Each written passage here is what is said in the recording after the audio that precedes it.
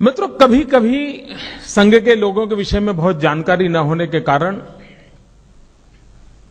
उनकी जीवन की जो ऊंचाइयां हैं उसको समझ पाना बहुत मुश्किल होता है और कभी कभी तो एक आध बात जानने के बाद भी रजिस्टर नहीं होती है। मुझे स्मरण है, परम पूज्य डॉक्टर हेडगेवार जी की जन्म शताब्दी का समारोह हो रहा था।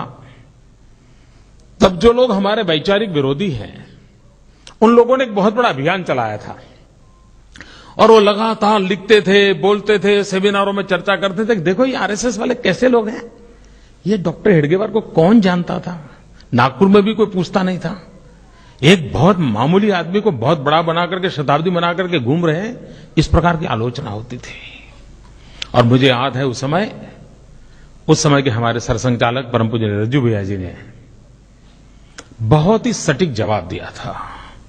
उन्होंने कहा कि हमारे आलोचक जो कहते हैं कि डॉक्टर हेडगेवार जी बहुत सामान्य थे, मैं इसका विरोध नहीं करता हूं। ये सही है कि पूरी संघ व्यवस्था में समाज के भीतर से आए हुए सामान्य लोग हैं। विशेषता ये नहीं है कि लोग सामान्य हैं कि असामान्य हैं, विशेषता ये है कि ये सामान्य लोगों ने असामान्य काम करके दिखाया है। और जिनको सामान्य नजरों से देख सकते हैं ऐसे लोगों ने असामान्य काम किया है। मित्रों, इस सारी किताब को पढ़ने से संघ विषय में जो इतने भ्रम है उन भ्रम का निरसन पढ़ते पढ़ते हो जाएगा। बहुत से ख्याल ऐसे हैं कि संघ यानी ये, संघ यानी वो, संघ यानी दिखना, बहुत सी बातें मैंने इसमें उल्लेख किया है। संघ के लोग यानी मीडियोकर, कोई बड़े प्रभावी लोग नहीं होते। मित्र, इस किताब को पढ़ने से अंदाज आएगा कि अपने आप को खपा देने वाले लोग कितने ऊंचे थे। एक जीवन भर मित्रों,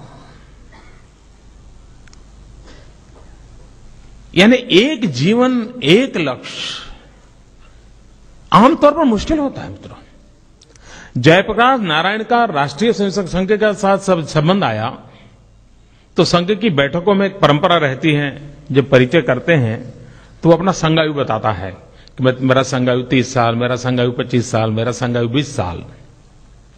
तो जयप्रकाश नारायण जी एक बार संघ की बैठक में आए, बातचीत हो रही थी, तो जयप्रकाश जी जब सुनने लगे भैया क्या बोल रहे हो आप लोग संघायु, तो उनको समझाया गया कि जो बताता है मेरा संघायु 30 साल, मतलब 30 साल से ये काम कर रहा है। और तब जयप्रकाश जी ने उस बैठक में कहा था कि आमतौर पर व्यक्ति 5 साल 7 साल में नए नए किसी न किसी कार्य से जुड़ता हुआ अपने आप रास्ता बनाता रहता है।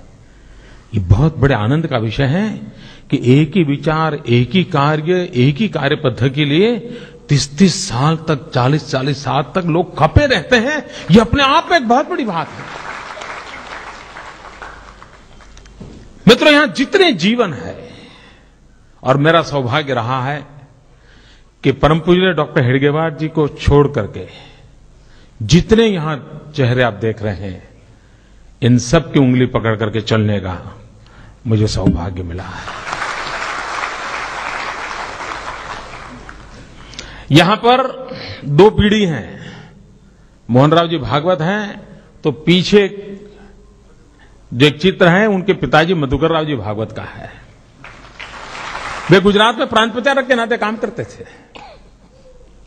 और मैं तो कभी दावा करता हूं कि जितना प्रेम मोहनराव जी को मधुकर जी ने दिया है उतना ही प्रेम मुझे प्राप्त हुआ है। ऐसे जीवनों के साथ जीने का अवसर मिला और तब जाकर के मन करता था कि इन सब जीवनों को मैं बार बार स्मरण करूं ताकि मुझे नई प्रेरणा मिले, मुझे नया उत्साह मिले और उसमें से जाकर के इस ज्योतिपुंज की रचना हुई है। मैं पूज्य दीदी मां का बहुत आभारी हूं।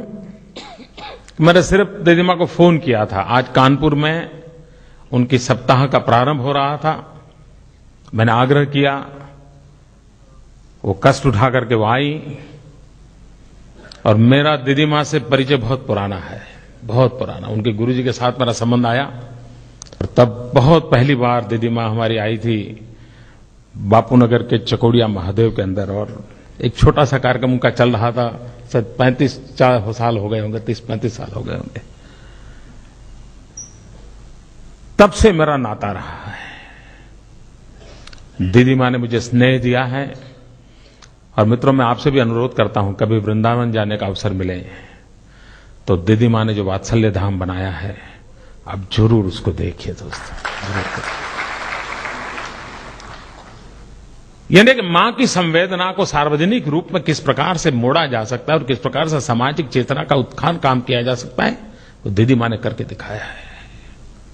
इतनी व्यस्तताओं के बाद भी दीदी मां आई आशीर्वाद देने के लिए। मैं आदरणीय भागवत जी का बहुत आभारी हूं। एक स्वयंसेवक के नाते हम लोगों के जीवन में ये बड़े गौरव की बात होती है कि जब हमारे कोई अधिकारी, हमारे संघ व्यवस्था के जो मुखिया हमें आशीर्वाद देते हैं तो यूं ही हमारा सीना फूल जाता है, यूं ही मन जाता है। तो ये मेरे लिए सौभाग्य की बात है। और मैं इसलिए भी इस किताब के अंदर उसकी प्रस्तावना लिखने का कष्ट उठाया है। परम पूज्य सत्यमित्रानंद गिरि जी महाराज ने शंकराचार्य के पद को छोड़ करके समाज सेवा के लिए अपने आप को खपा देने वाले परम पूज्य स्वामी सत्यमित्रानंद गिरि जी, जिनके साथ भी मेरा बहुत ही गहरा अंतरंग संबंध जिसको कहें वो रहा है। मेरे जीवन में कई वर्षों से जिन संतों महंतों ने मुझे शक्ति दी, उसमें एक परम पूज्य सत्यमित्रानंद गिरि जी महाराज हैं। उन्होंने इस किताब की प्रस्तावना लिखी है। मैं आज उनको भी नमन करता हूं। उनका मौन व्रत चल रहा है, लेकिन उनके आशीर्वाद मुझे मिलते रहते हैं। मैं उनका भी बहुत आभारी हूं और मैं आप सबका भी बहुत आभारी हूं कि आप इतनी बड़ी संख्या में आए। और मैं आपसे, मुझे विश्वास है कि ज्योतिपुंज जब आप पढ़ें तो उस लेखक की तरफ मत देखना, उस लिखने वाले को भूल करके पढ़ना, उन तपस्वियों को याद करना और संघ जीवन में कैसे कैसे कष्ट उठा करके इस महान परंपरा को, इस संघ गंगा को कैसे चलाया गया है, कितने संयम बरते गए हैं, कितने कष्ट उठाए गए हैं, कितनी व्यवस्थाएं विकसित की गई हैं। एक प्रकार से लीडरशिप ट्रेनिंग का ये भारतीय मॉडल है मित्रों, जहां उत्तम नेतृत्व समाज को देने का सामर्थ्य इस परंपरा में है। और मेरा सौभाग्य है इस परंपरा में मैं पला बड़ा हूं, ये मेरा गौरव है। और ऐसी ज्योतिपुंज किताब गुजरात के सार्वजनिक जीवन की विकास यात्रा को, संगठनों की विकास यात्रा को, गुजरात के ऐतिहासिक घटनाक्रमों के मोड़ का भी इसमें कहीं न कहीं आपको जिक्र मिलेगा।